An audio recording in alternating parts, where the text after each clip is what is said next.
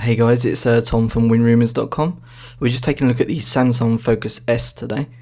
So the first thing you'll notice is how rounded and how large the actual display is. It's very similar to the Android Galaxy S2 version, but obviously it's got Windows Phone running on it. Now, looking at the actual side of the device, you can see how thin and how curved the whole device is. So you can see there, if we spin it over to the back, you can see the curves and the backing of the device. Now, the actual viewing angles are pretty good with this Super AMOLED display, and obviously the colours and the brightness are very clear too. Now, if we take a look at the top, we've got the headphone jack and the noise cancelling mic there. Now, towards the left of the device, we've got the standard sort of volume rocker up the top and no other buttons down the side. At the rear, we've got the 8 megapixel camera. And the sort of coating of the back panel there, and the speaker at the bottom.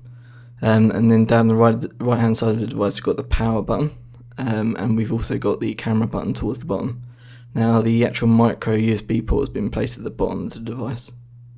Moving on to the rear of the device, we've got a thin sheet of plastic that acts as the battery cover. Now, it feels really flimsy and thin, but it's actually rather good once it's actually in place and very secure. Now, having a look here, we've obviously got the SIM card and the camera, but there's no micro SD.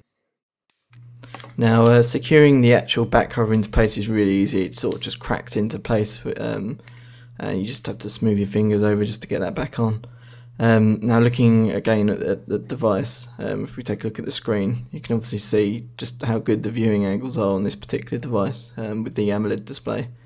Now, if we move on to actual Windows Phone, and we'll take a look at the settings that Samsung have added to this particular device. Now, they've obviously added in the standard sort of Windows Phone 7.5 features, which is obviously the internet sharing. Now, this is dependent on at&T, so you'll need to speak to at&T to get that enabled. Other features include the high fidelity position, which just basically enables additional GPS support using the GLONASS Russian satellite system, and obviously sensor support when there's no GPS. The extra settings menu sort of allow you to control the auto display intensity on white backgrounds and turn on and off the key vibration. There's also an echo cancellation for voice calls to improve the quality there.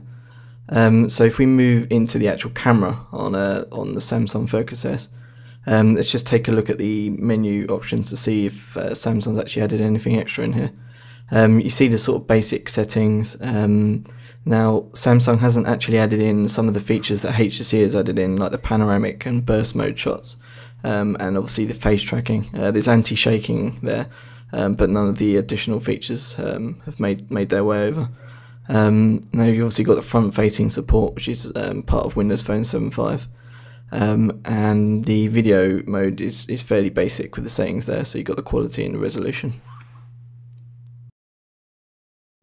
Okay, so you can see the HTC Titan, which is on the right here, and the Focus S on the left.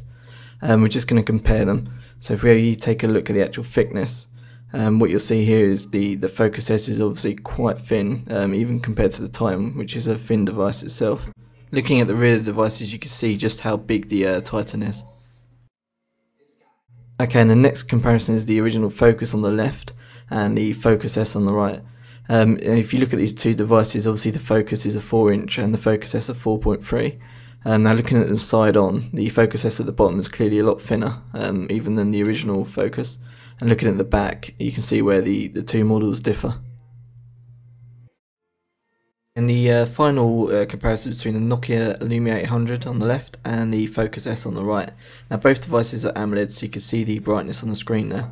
If we flip them together, you can see just how thin the Focus S is compared even to the Lumia 800. Now, if we look at the rear of the devices, we can see the clear differences between the design of the Lumia 800 and the Focus S. Now, the final comparison is between the Focus Flash on the left and the Focus S on the right.